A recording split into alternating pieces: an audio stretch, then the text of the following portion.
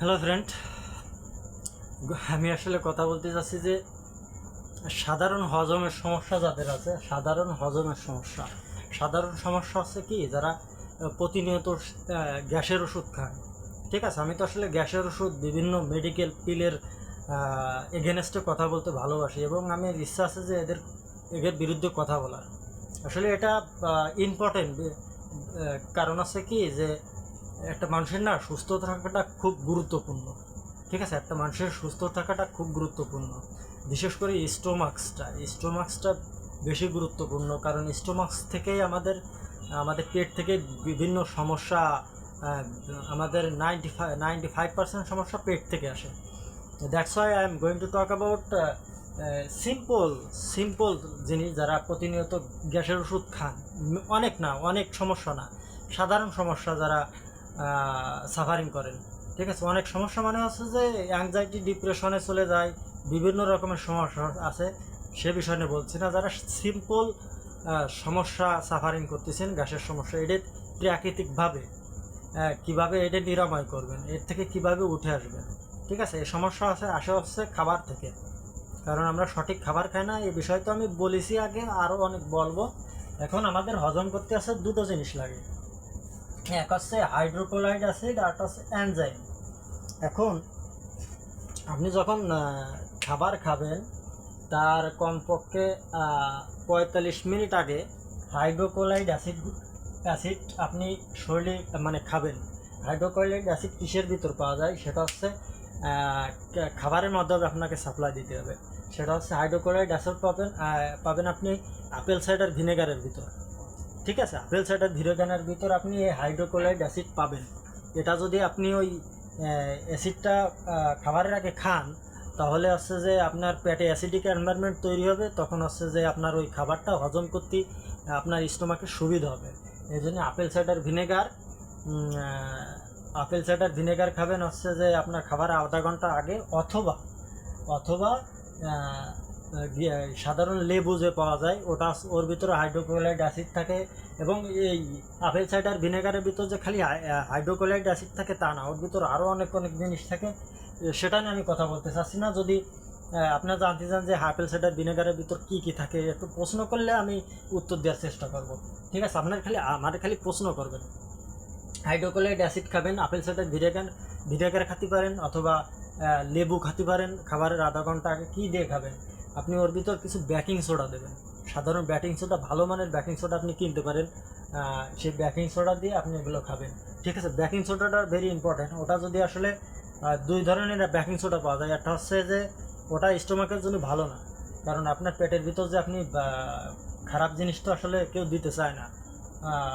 আপনাদের যারা গাইড করে তারা আসলে খারাপ জিনিস সাজেস্ট করতে পারে, কিন্তু যারা বড় বড় ডাক্তার তারা হয়তো আপনাদের বেশি অসুস্থ করে ফেলা যায়, কিন্তু এটা আসলে ঠিক না।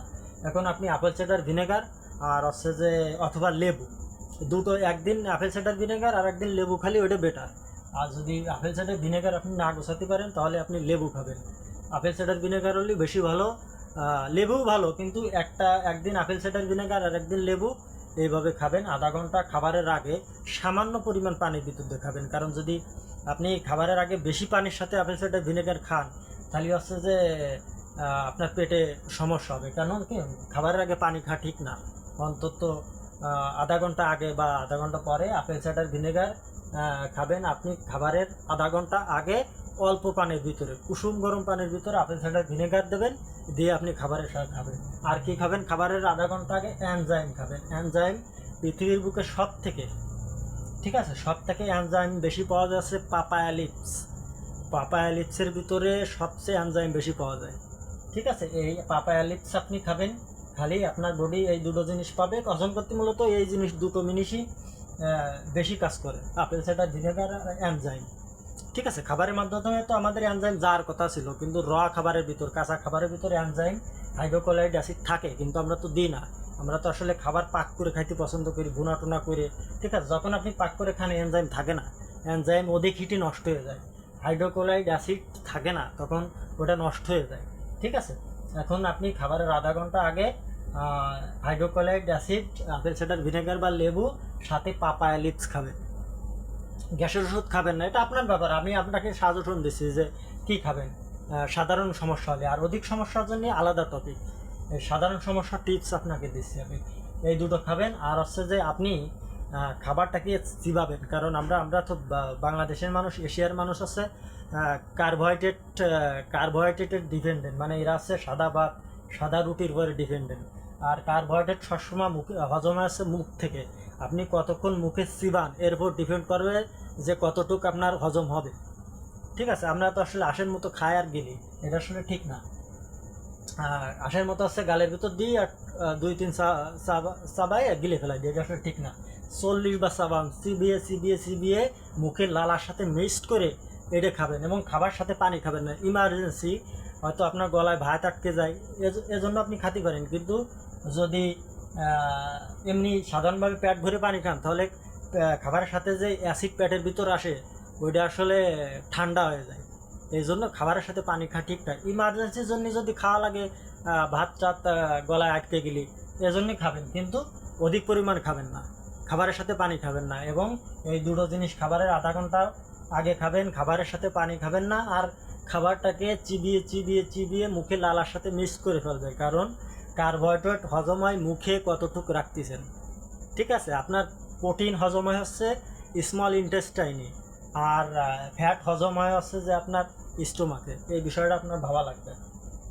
এখন এই নিয়ে, এই সাধারণ হজম সমস্যা নিয়ে যদি কোনো প্রশ্ন থাকে, আমি আসলে ইউটিউবে ভিডিও ছাড়তে যাচ্ছি। আমি একটা ইউটিউবের চ্যানেল আমার বন্ধুদের খুলাইছি। ওই জায়গায় আমি আমার মূলত বড় বড় যে ভিডিওগুলো, ওই জায়গা আমার এই ভিডিওগুলো ছাড়তে যাচ্ছি। ঠিক আছে, আপনাদের ইউটিউবের যদি কোনো লিঙ্ক লাগে আমি ইনশাল্লাহ আপনাদের শেয়ার করবো। আর সাধারণ হজমের সমস্যা নিয়ে আপনি এইগুলো করতে পারেন, করলে আপনার ওই গ্যাসের ওষুধ আর খাওয়া লাগবে না। আর গ্যাসের ওষুধ থেকে যত আপনি দূরে থাকতে পারবেন তত আপনার জন্য ভালো, কারণ সুস্থতা খুব দরকার মানুষের। ঠিক আছে, আর এই পেটের স্বাস্থ্যর পরে আপনার ব্যবহার তৈরি হয়। ঠিক আছে, ব্যবহার, হ্যাঁ, অনেক কিছু তৈরি হয়। আপনার ব্যবহারও পেটের স্বাস্থ্যের উপর তৈরি হয়। আপনার ব্যবহার অ্যাসিডিক হবে না অ্যালকালাইন হবে, আপনার পেটের স্বাস্থ্যের উপর নির্ভর করে।